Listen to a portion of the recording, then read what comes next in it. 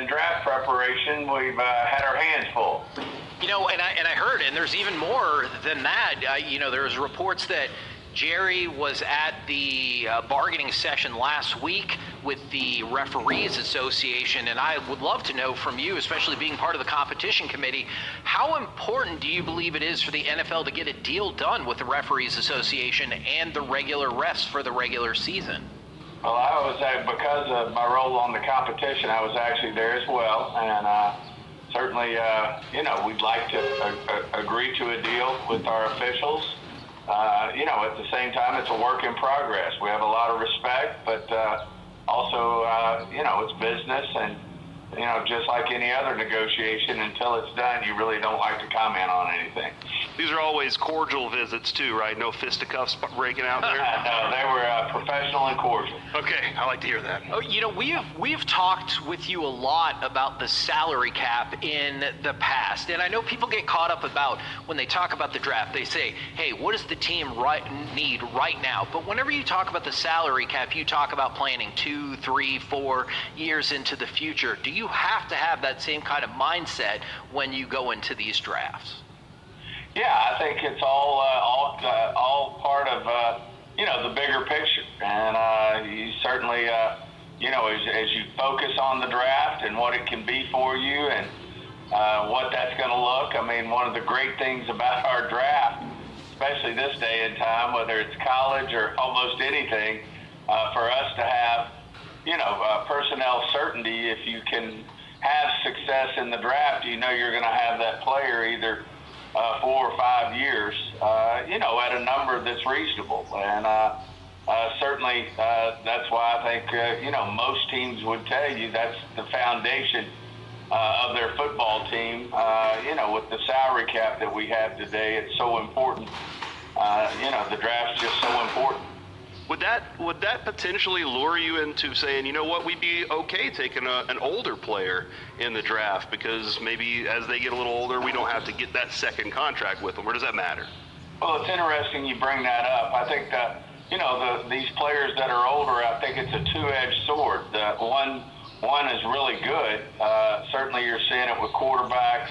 We were just talking about offensive linemen, how important it is as well. But some of these guys coming out are 24, 25 years old.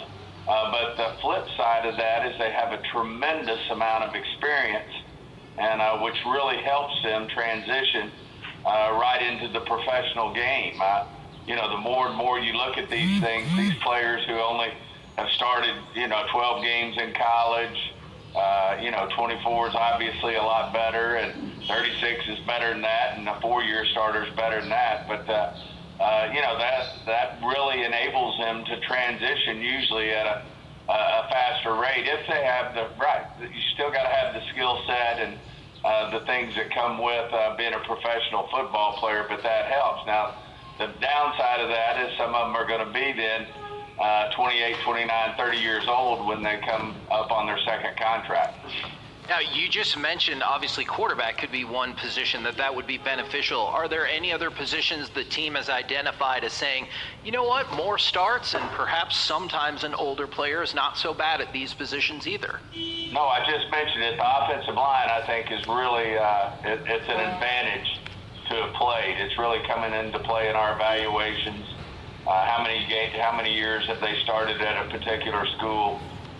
Certainly, anything that any position that gets into really, needing experience is helpful. Obviously, some of the more skilled, highly skilled positions, whether it's a corner or a receiver or running back, those type of places, you can obviously get away with having elite athletic skills and being, quite a bit younger and not as much experience.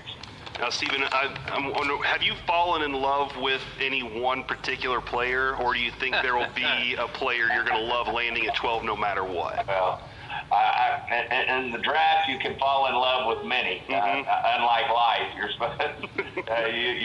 with your wife.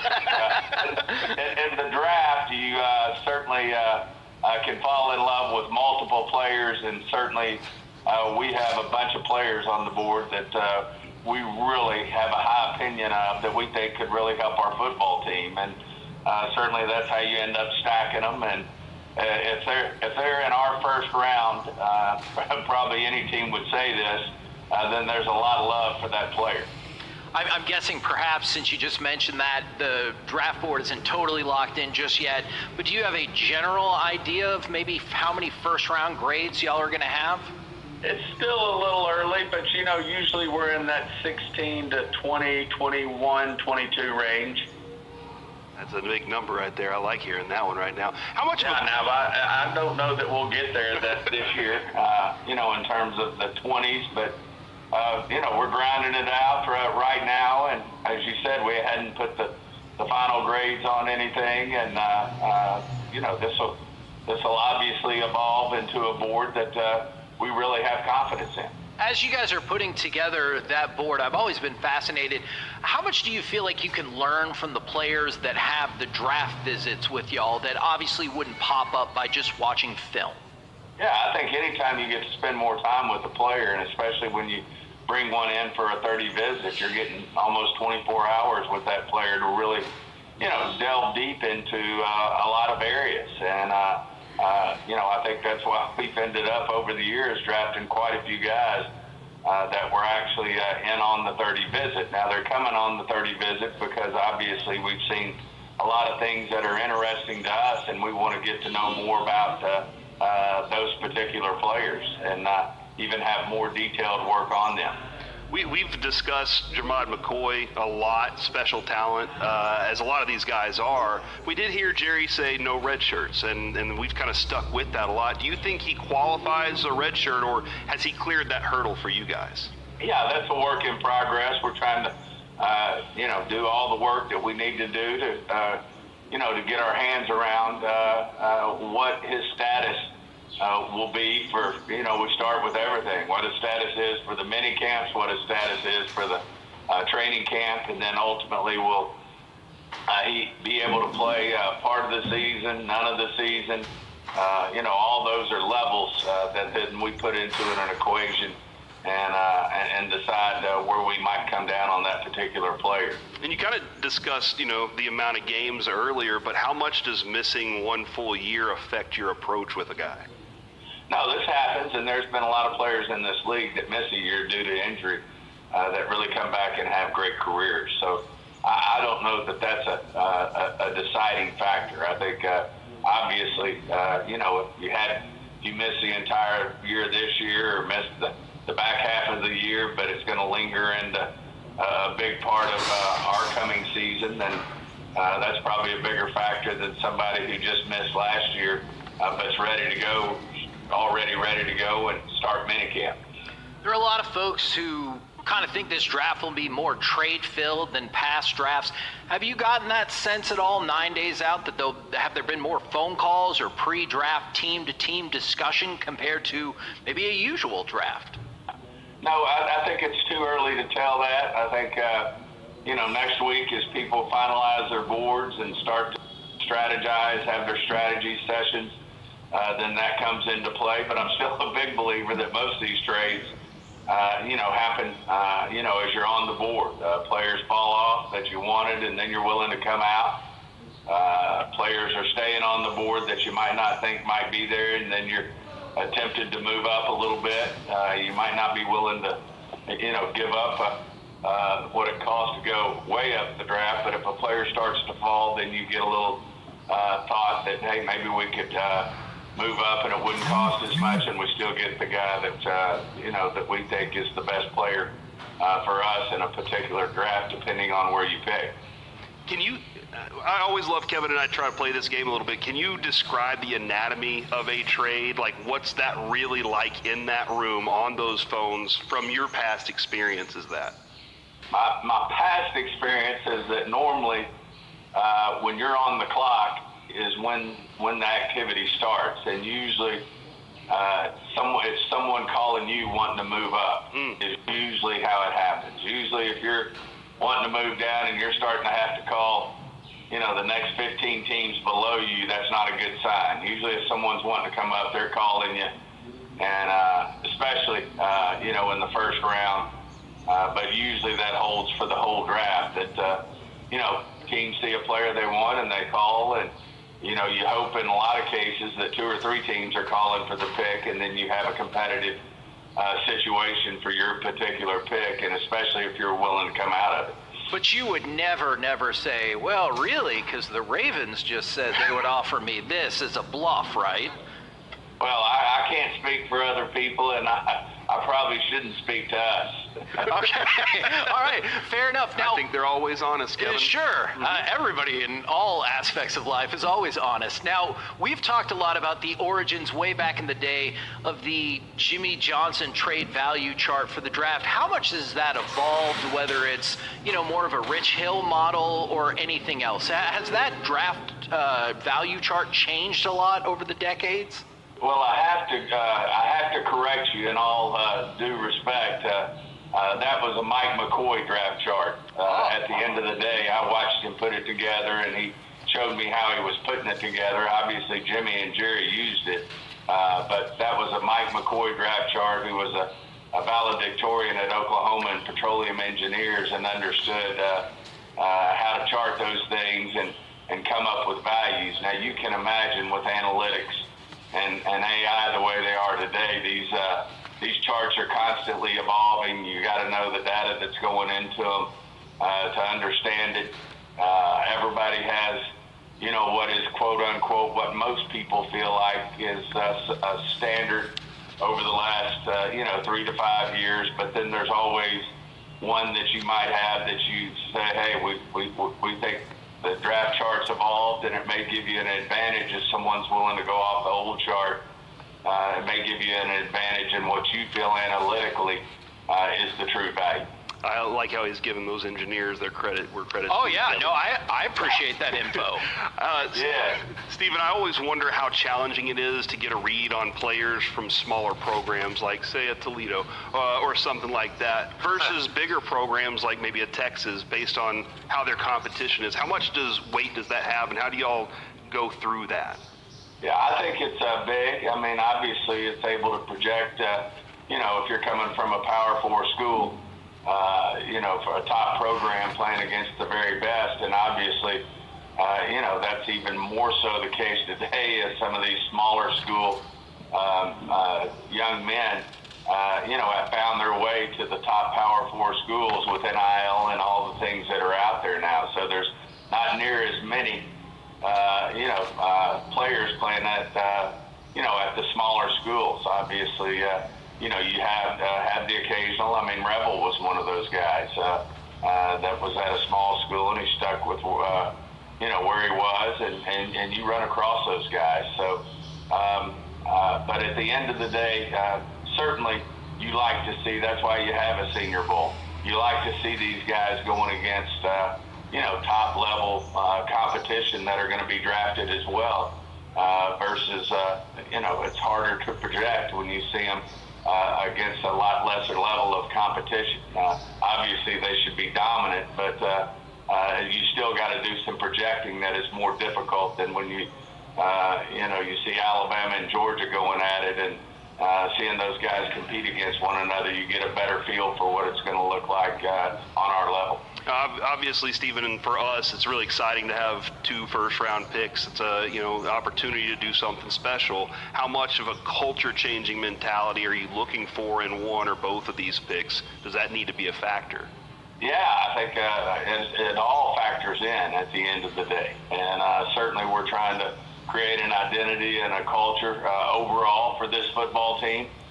Certainly on defense, we felt like we lacked that last year, defense in particular, that we didn't have the identity, the culture, that we needed, that the players were buying into and playing with an edge. And certainly that's the goal. And then ultimately the goal is to have a culture and an identity for our entire football team that Shotty's trying to develop in terms of, the type of men that we bring in here to compete day in and day out.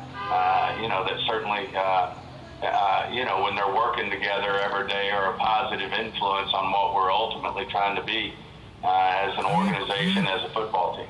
You know, we're talking to Stephen Jones right here on 105.3 The Fan. You walk through something that I think is really fascinating, and fans fall into this trap. I have been guilty of this trap. Do you think sometimes the fan base might underestimate the difficulty of trading back when you were lining up like, hey, we should have traded back. We could have got that same player. Do you think people underestimate how tough it is when your pick is up and nobody is calling? There's that old deal when the phone doesn't ring, you know it's me or it's a problem. And certainly, when you're trying to call and go back, the price goes way down, and it's really hard to get value. We've certainly attempted if we really do want to trade down, but most of the time, when you're having to make those calls to say, hey, would you give me something for this? What would you give me for this pick? Or here's what the chart says. Would you be willing to do it? We're willing to come out. It's not near as successful as when the phone's ringing and they're wanting to come up and get the pick.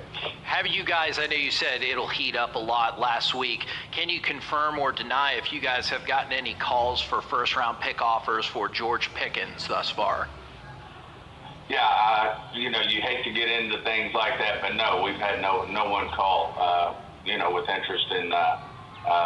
interest in George Pickens. All right, last thing from me, Stephen, before we let you go. Could you see yourself falling in love with an Ohio State player?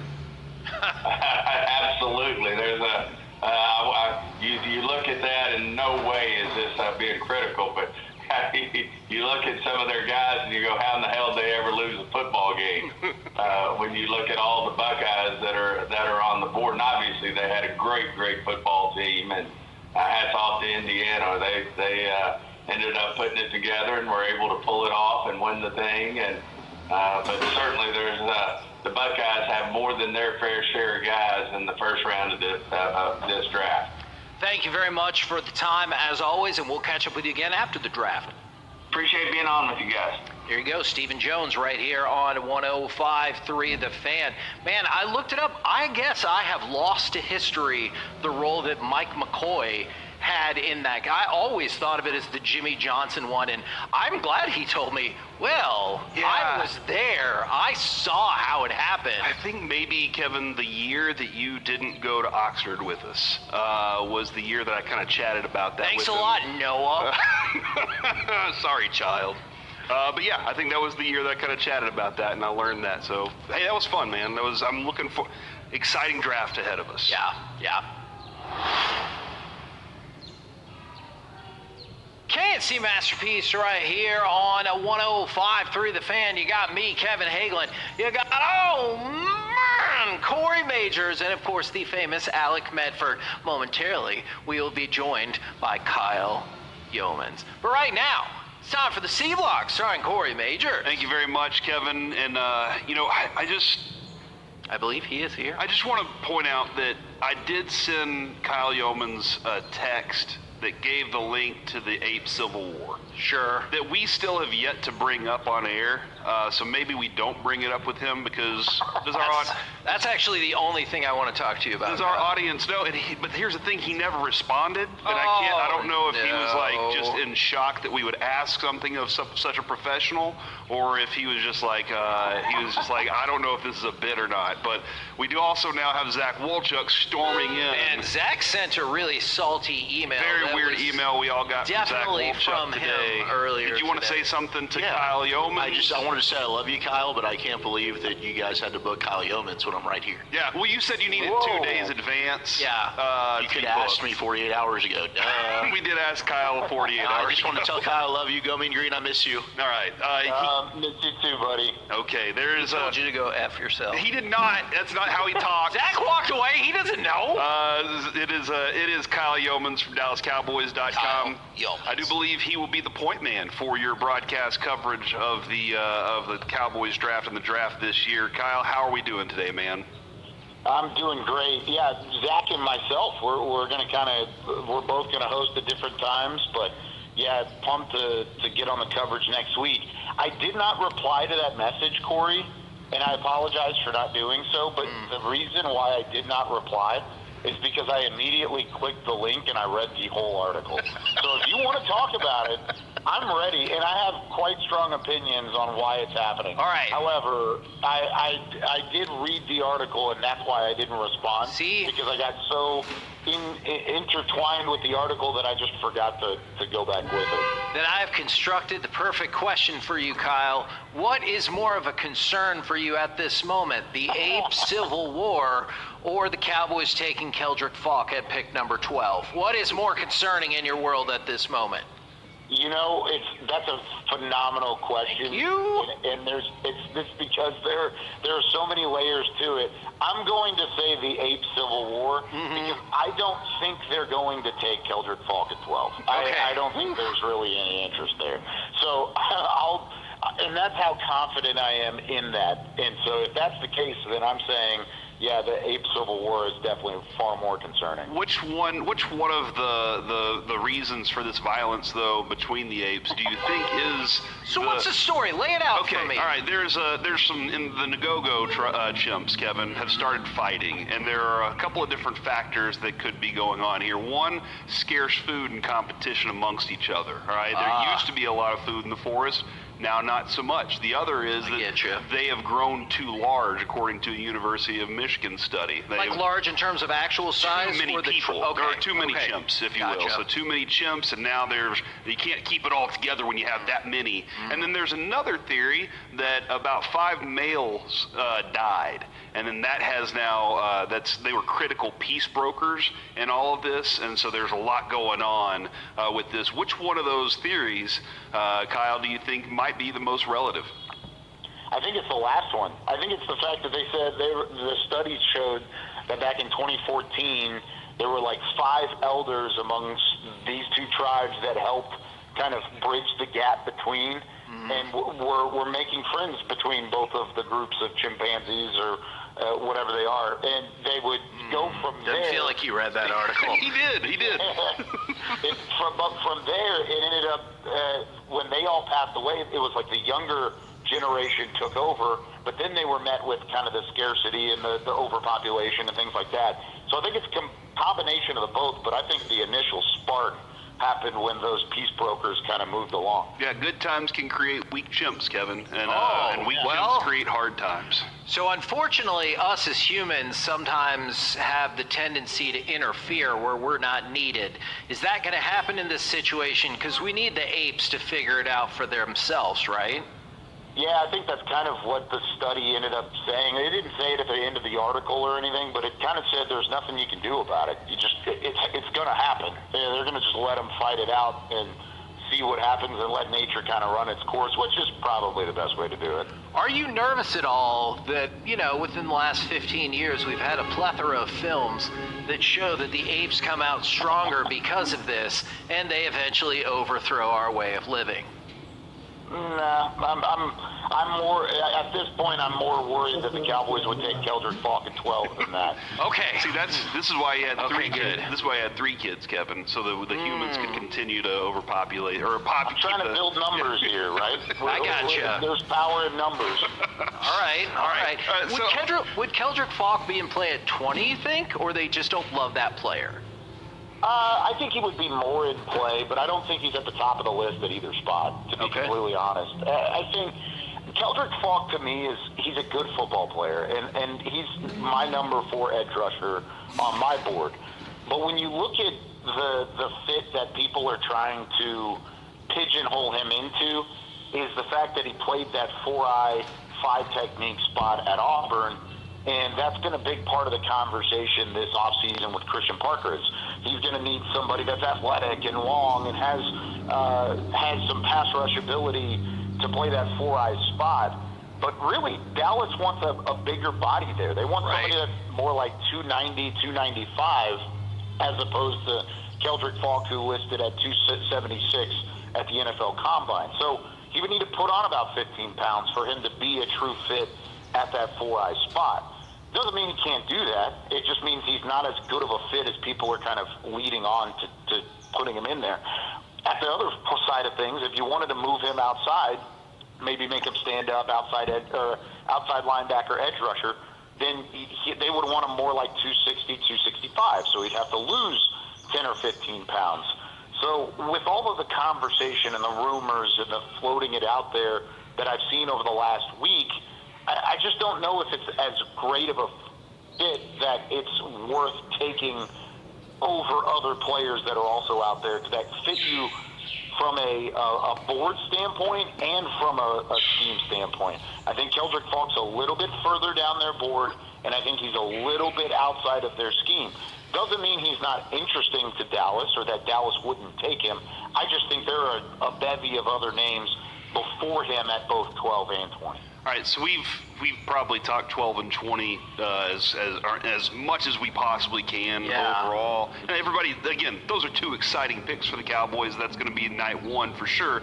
But when it comes to further, the Cowboys have further draft picks to work with here, and they need to use them all correctly. Let's look at their third round pick.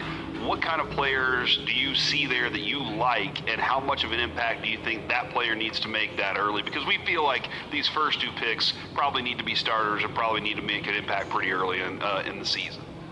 Yeah, and you want 92 to 112 to also have that same possibility, right? Yeah. You want them to still have immediate impact. And so I think it all kind of intertwines, but there's just a big gap in the middle. Because you want to pick two starters at 12 and 20, but what position group gives you the best opportunity to do that at 92 and 112? I don't think they're against double dipping at either one of those spots, right? First round, third, and fourth round. I don't think they're against double dipping twice in the first four picks. Now, I think slot corner, the nickel spot, I think you can find a starting caliber nickel at 92. We talked about that a little bit on the draft show this week with guys like Chandler Rivers out of Duke and Keontae Scott out of Miami. I mean, there are multiple guys at 92 that might be there. Would Rivers be there? I think he would be. Talking to guys like Nick Harris, he thinks he's going to go in the middle of the third. I think he could maybe stretch to that point. I had a fourth on it. So I don't know. That's maybe an optimistic side of things. But he's not the only one there either. I mentioned Scott. There are a couple other guys maybe at the outside cornerback spot that you feel confident in throwing him in the mix. Maybe a Malik Muhammad out of Texas. And then you go into linebacker. I don't know if they love the linebacker options in the first round or in the third round, right? And if that's the case, maybe then that's a trade conversation. Do you feel like the second round kind of gives you some good linebacker options? Because I keep telling Kevin, oh man, I wish I had a second rounder for a Jacob Rodriguez or an Anthony Hill. Yeah, absolutely. I think both of those names, you could throw C.J. Allen into the mix. I know there's kind of a question mark maybe on his knee. I know there was like a medical thing that popped up that teams were checking on. I don't have any details on that moving into it. But yeah, I think linebacker fits better in the second round than it maybe does in the third or the fourth round. Josiah Trotter out of Missouri is another name that I think Dallas would be interested in if he was available at the back half of the third. I don't think he'll get there. I think he's a second round type of player. So, I think linebacker, the more that I go into or get closer to the draft process, the more I don't know if they're going to come out with a linebacker. I think their linebacker plan maybe falls elsewhere, whether it's a trade or whatever it may be. I don't know if it fits their value of where they're picking unless they go and trade up to a Sonny Styles or a Sonny Styles falls to them. I don't know if they leave day one or day two with a linebacker in hand. Now, I do like the options at safety a little bit later. I like some options at edge rusher a little later. Guys like Romello Height out of Texas Tech or Zion Young out of Missouri. I mean, those guys are great, and they could maybe fall a little bit. Kieron Crawford out of Auburn. So there are options at those spots, but it depends on who you end up picking at 12 and 22. Okay, I asked this of Wolchuk and I asked this of Broadus, and I screwed up by saying position because it got into the positional value conversation, but I'm trying to avoid that. What player solves the most problems for the Cowboys at 12? And why is it Caleb Downs? It probably is Caleb Downs, and the reason being is the Swiss Army knife of of Christian Parker's scheme is the nickel. And that's going to be the case. If you can play a guy there that is going to be possibly a generational type of talent at that position, because people are talking about Caleb Downs in the same light as they did about Kyle Hamilton. You take that type of player and you throw him into a spot that's highlighted so significantly in this defense, it's going to make everybody else better. It's going to make everybody else a high-end, or it makes everybody else kind of fall into what they need to do in this system. So if you throw Caleb Downs into the mix, you throw him at that safety/nickel, then all of a sudden, and they're going to play nickel maybe 70% of the time, a 4-2-5 possibility.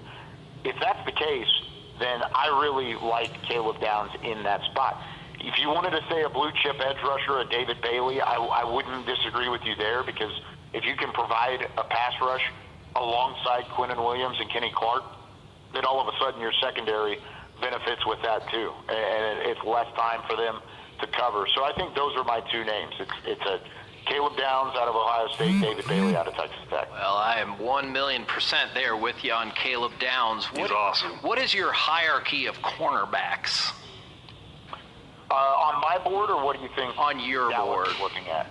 Yeah, I've got Mansour Delane and Javon McCoy. Those are my two first-round guys. I have Delane first, mostly because of the injury and whatever McCoy has been going through. I still think McCoy's 2024 tape is incredible. Yeah. And then I've got Colton Hood right at the top of the second round. He's my third corner. Chris Johnson follows that. Avion Terrell is right after that, and then Brandon Cisse. So 1 through 6 there. And I mean, Dallas has formally met with all 6 of those guys, Delane, McCoy, Hood, Johnson, Terrell, and Cisse. And so if they tip their hand at all about where they could be looking, they're shopping the cornerback position pretty hard. Well, I think you just displayed not only your knowledge of the draft, but your versatility with your ability to sway between the chimp Civil War and the mock drafts so well, and your scouting reports. Thank you very much, sir. This is why you called me instead of Zach Wolchuk, who has his own show on this station starting at 2 o'clock. Man, it's a long show, too, so I get you. He's got 5 hours worth of coverage coming up, and he would have never read that article. There's no way he would have ever done that. He would have skimmed it, but you're right. He wouldn't have had it up there, when it comes to Wolchuk. But we appreciate you, man. Thank you very much, Kyle.